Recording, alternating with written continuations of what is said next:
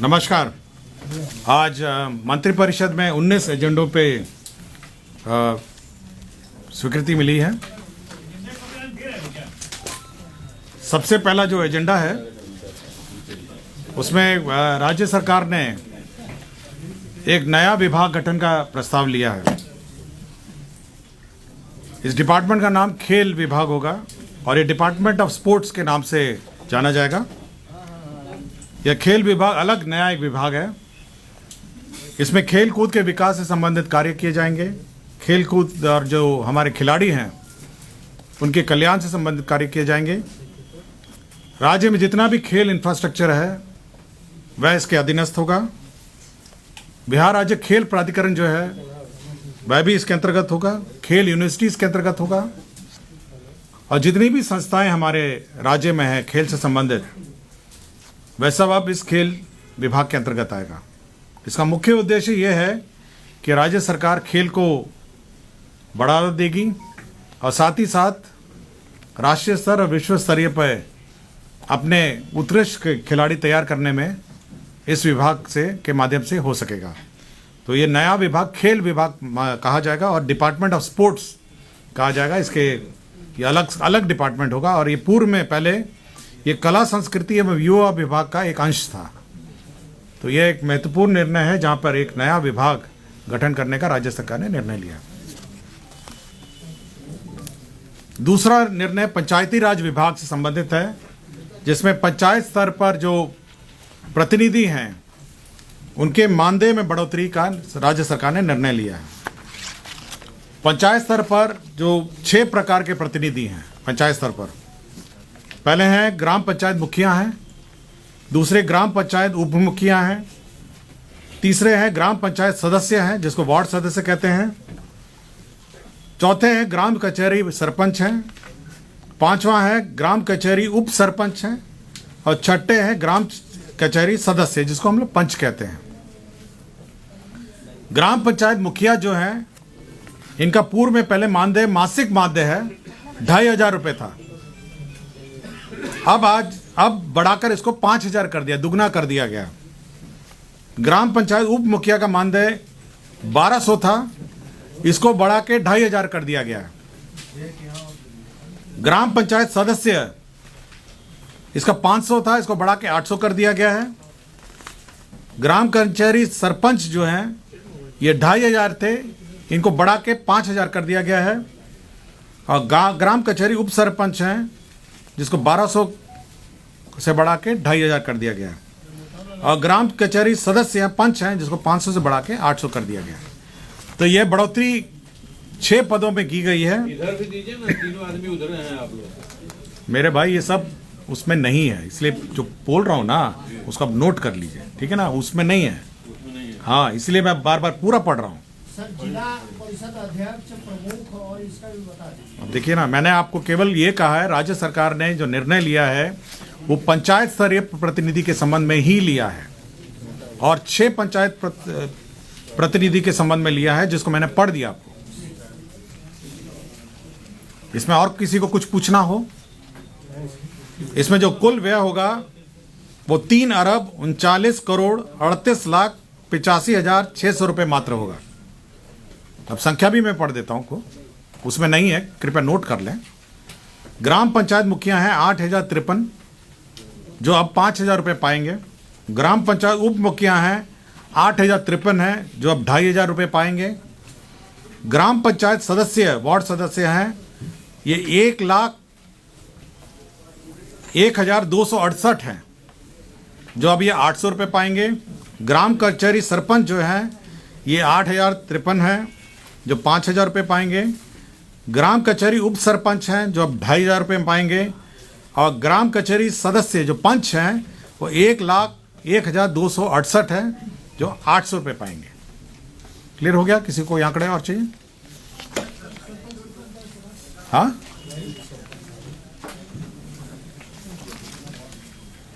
समाज कल्याण निदेशालय, ये जो समाज कल्याण विभाग है इसमें जो आंगनवाड़ी सेविका और सहायिका है इनके मानदेय में बढ़ोतरी राज्य सरकार ने की है। आपको जानकारी होगा कि जो मानदेय है सेविका और सहायिका आंगनबाड़ी केंद्रों पे, उसमें 60% भारत सरकार देती है और 40% राज्य सरकार देती है। यही प्रावधान है। समय समय पर राज्य सरकार ने अपना जो अंश है, जो 40% है, उसमें बढ़ोतरी की और भारत सरकार का अंश जो है वो यथावत रहा। अब राज्य सरकार ने इसको और बढ़ा दिया अपना जो अंश है, और अब जो स्थिति है मैं पढ़ देता हूं जो आपको जानकारी में।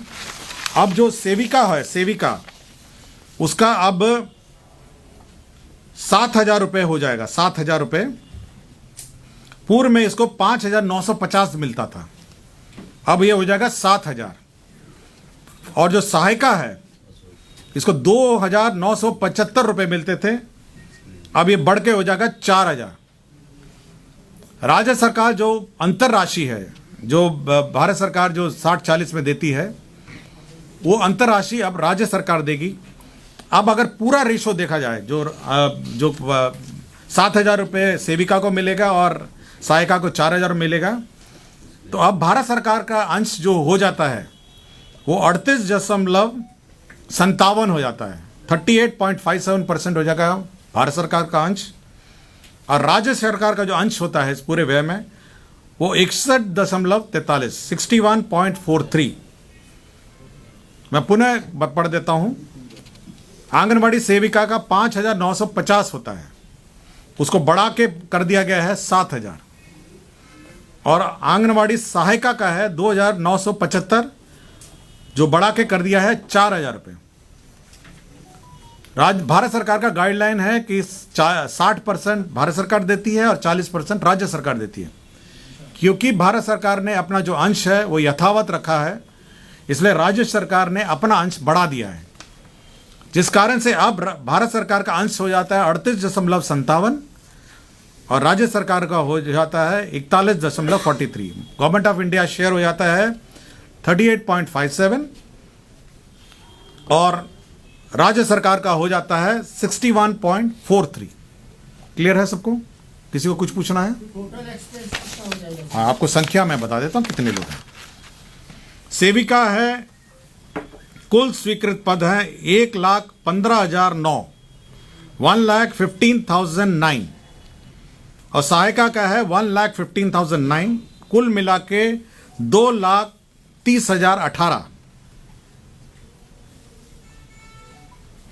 अब इस टोटल जो प्रस्तावित वृद्धि है, अब फाइनल जो इंक्रीज है, जो वृद्धि हुआ है 286,37,24,100 रुपए मात्र। क्लियर हो गया आपको? 286 करोड़ 37,24,100। एडिशनल, ये एडिशनल है। तो टोटल कितना हुआ? एडिशनल को ये एडिशनल है। प्रस्तावित वृद्धि के उपरांत राज्य भत्ता हेतु राज्य स्कीम मद, ये राज्य स्कीम मद पर अतिरिक्त व्यय होगा। ये एडिशनल है 286.37 करोड़। ठीक है, मैं पूरा चार्ट आपको दे देता हूं, अब टोटल जोड़ घटाव कर लीजिएगा। ठीक है, राज्य सरकार ने आईटी पॉलिसी की घोषणा की है, इंफॉर्मेशन टेक्नोलॉजी पॉलिसी। राज्य में इंफॉर्मेशन टेक्नोलॉजी के यूनिट्स लगे, इंफॉर्मेशन टेक्नोलॉजी के उद्योग लगे, इसलिए राज्य सरकार ने आईटी पॉलिसी की घोषणा की है। इसके अंतर्गत जो प्रावधान किए गए हैं उसमें 30% कैपिटल सब्सिडी है, 30% capital subsidy to a maximum of 30 crore. तो कैपिटल सब्सिडी है, ये 14 नंबर एजेंडा है।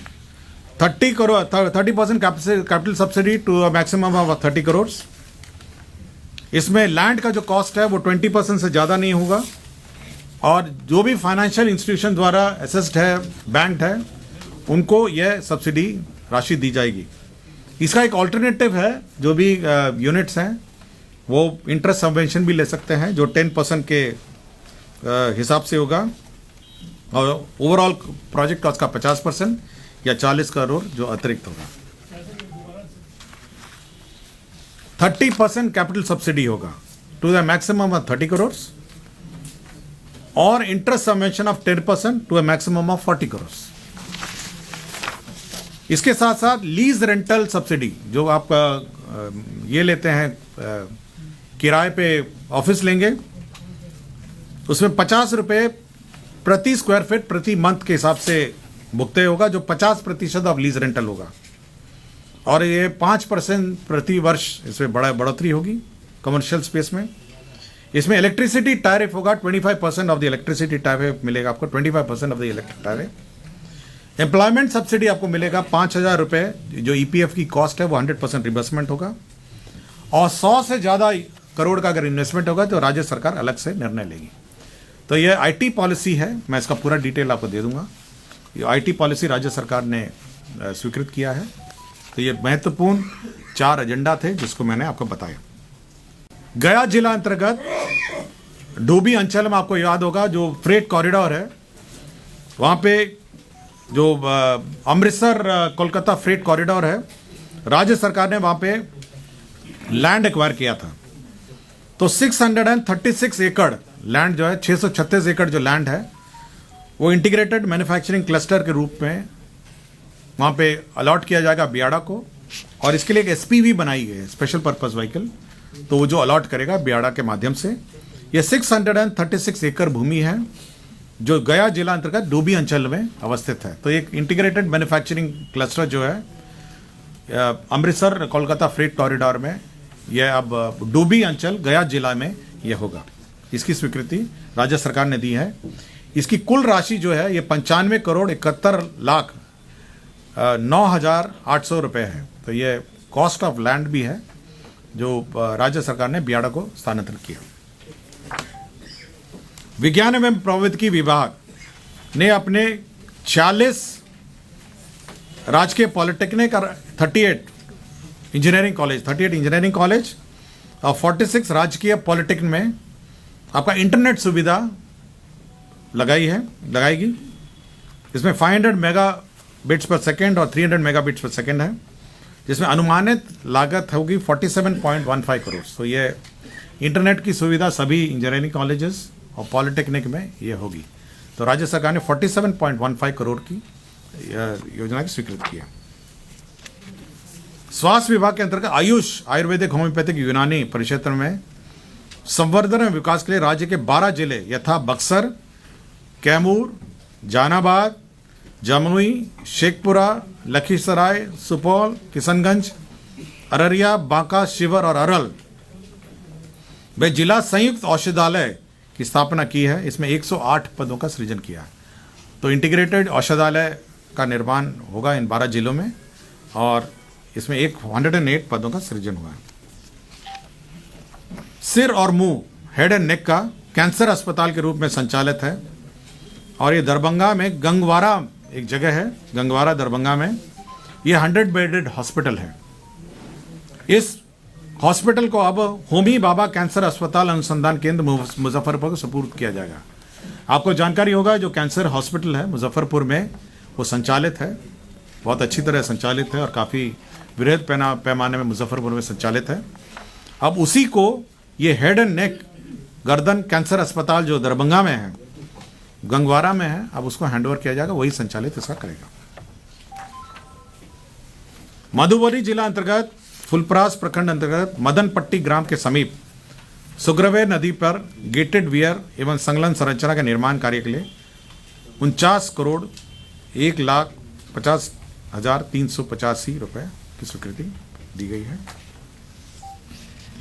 पटना जिला अंतर्गत जो आपका मेट्रो रेल का स्टेशन है, Moinul Haq stadium metro station है, उसके लिए ज़मीन का स्थानांतरण किया गया। पश्चिम चंपारण में वाल्मीकि नगर में आपको जानकारी होगा कि एक 100 कमरे का गेस्ट हाउस बन रहा है और साथ ही साथ वहाँ पे सभागार भी बन रहा है। तो उसके लिए राशि की आवश्यकता थी। 500 सीटर सभागार है वहाँ पे, 500 सीटर, और 102 कमरे का गेस्ट हाउस बन रहा है। 40 करोड़ बिहार कंटिजेंसी फंड से उसको भुगतान के लिए दिया जा रहा है। कार्य बड़ी प्रगति में चल रहा है, उसको भुगतान के लिए राशि की जरूरत है। मिथिलेश कुमार साहू हैं निर्वाचन विभाग में रिटायर्ड बप्रस के पदाधिकारी। निर्वाचन के मद्देनज़र इनको 2025 निर्वाचन तक इनको 2 वर्षों के लिए इनके संविदा पर नियोजन के लिए स्वीकृति दी गई। सामान्य प्रशासन विभाग ने राजधानी सेवाओं में प्रोन्नति के पद सोपान के तहत पूर्णतः अस्थायी व्यवस्था के अंतर्गत राज्य कर्मी को प्रोन्नति के पदानुक्रम में विहित वेतनमान में उच्चतर पद का प्रभार लेने हेतु निमित्त प्रवृत्त अस्थायी स्थापना कार्यकारित व्यवस्था नियमावली 2023 लागू की है। इसका डेट था दिसंबर तक, उसको अब एक्सटेंड कर दिया गया है, तो समय सीमा को अब विस्तारित किया गया है। इसी पर स्वीकृत अब ये 12/2/2024 तक का जो प्रमोशन हो रहा था ये कार्यकारी व्यवस्था के अंतर्गत उसको एक्सटेंड करते हुए 12/2/2024 तक दे पाएंगे। सामान्य प्रशासन विभाग में संकल्प संख्या 7433 में जो कालावधि है, कालावधि में संशोधन किया गया है और न्यूनतम कालावधि में संशोधन किया गया है, इसकी स्वीकृति दी गई है।